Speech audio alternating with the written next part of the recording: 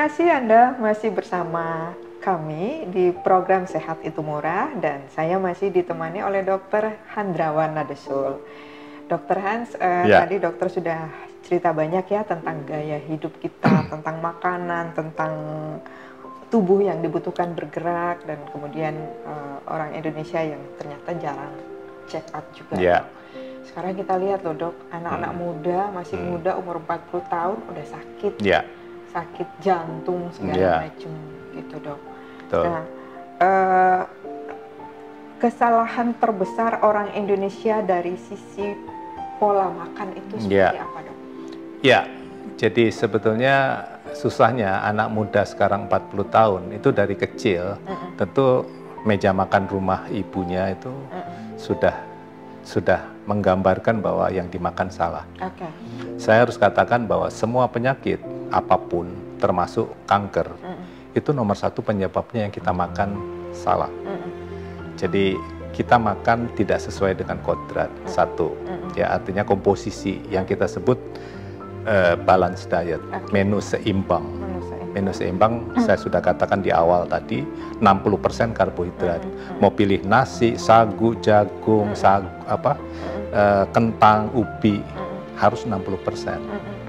Jadi artinya porsi yang 60% itu karbohidrat, protein 25%, sisanya lemak. Nah kalau lihat makanan sekarang yang ke barat-baratan, itu kan terbalik ya, lemak dan proteinnya yang lebih banyak dari karbohidrat. Bahkan ada diet keto, diet macam-macam lah. Sebelum saya lupa, di Indonesia kan bukan dokter bisa nganjurkan diet macam-macam. Artis menganjurkan diet. Di luar negeri tidak ada, hanya dokter yang boleh menganjurkan. Mereka tidak punya latar belakang medis, bagaimana bisa menganjurkan.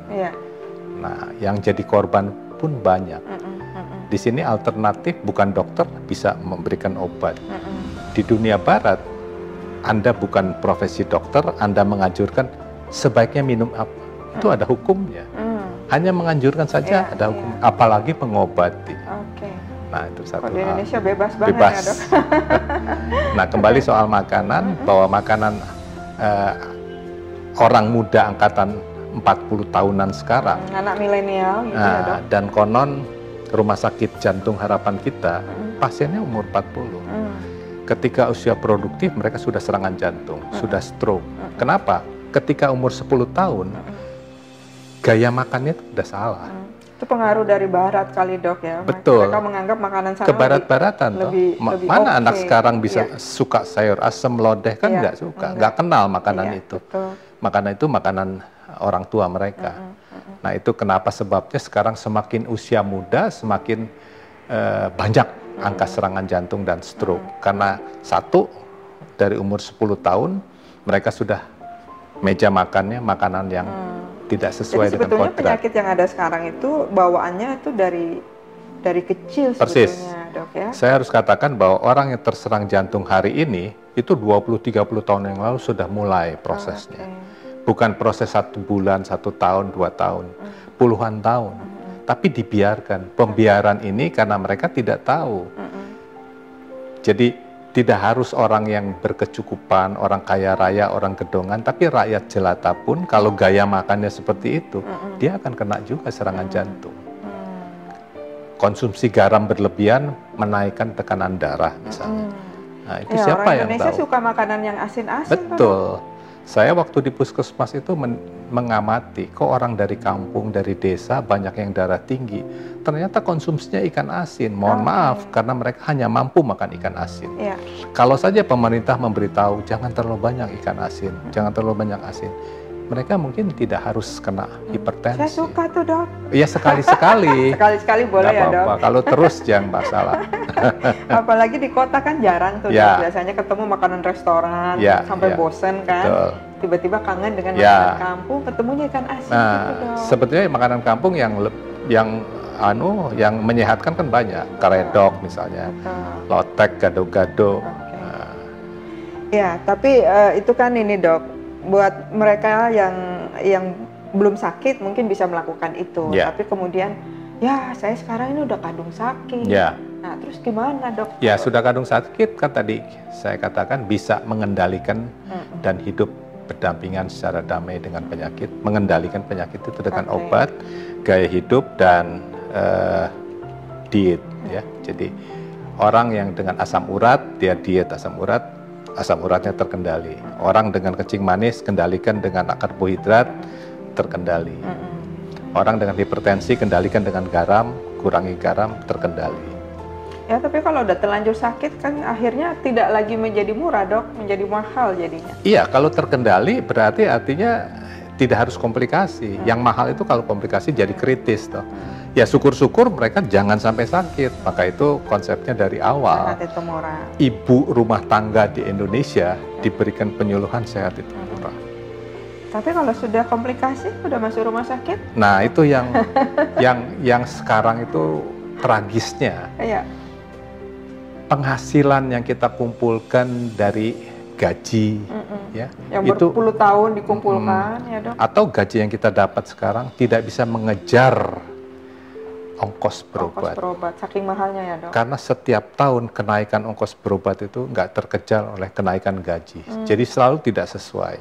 Jadi solusinya apa? Nah itu makanya ya tentu harus ada satu penyokong yang saya sampaikan bahwa asuransi di situ perannya.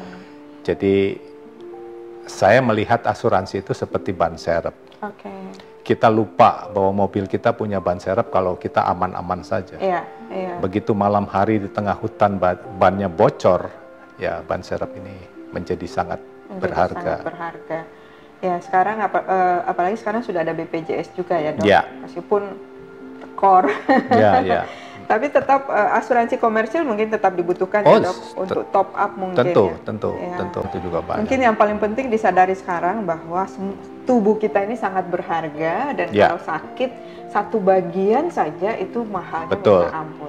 Ya, sebelum saya lupa satu hal yang tetap setia bersama kita sampai ujung hayat, bukan suami, bukan istri, bukan orang tua, bukan anak, tapi tubuh kita. Maka hargailah. Peliharalah, rawatlah, karena dia yang bersama kita sampai akhir hayat. Jadi pagi-pagi mesti ngeliatin, ini tangan saya masih bagus, jantung saya masih bagus. Artinya kita harus menjaga supaya dia tidak sampai terganggu. Tidak terganggu. Dan yang mengganggu tidak itu keliru memperlakukan. Tidak keliru memperlakukan. Lutut ya, itu mungkin satu hal bonus. Kalau kita dari kecil, dari muda salah memperlakukan lutut kita bermasalah. Umur 40 tahun sudah osteoartritis. Dan kalau itu sampai rusak, ongkosnya kan 200 juta. Itu yang saya maksudkan konsep sehat itu murah. Kalau semua masyarakat diberitahu, orang Indonesia 50% lututnya tidak bermasalah. Sampai sekarang 50% bermasalah karena tidak diberitahu. Jangan lompat-lompat, jangan loncat-loncat, jangan lari sesudah kepala 5. Karena tidak tahu, hanya sederhana toh, informasi itu sederhana, tapi ongkosnya 200 juta. Mahal banget dok. Belum kalau donor ginjal segala macam. Makanya penting banget untuk memahami tubuh kita, bagaimana memperlakukan dengan benar ya. Dan saya kira Anda harus mengikuti terus program ini. Baik, Dr. Hans, terima kasih banyak sudah datang di Insurance TV dan nanti kita akan ketemu lagi di episode berikutnya. Kita berbincang lebih jauh, lebih mendalam lagi tentang sejumlah penyakit yang ada di Indonesia. Baik, terima kasih dok. Sampai ketemu di episode berikutnya dengan topik yang berbeda. Bye.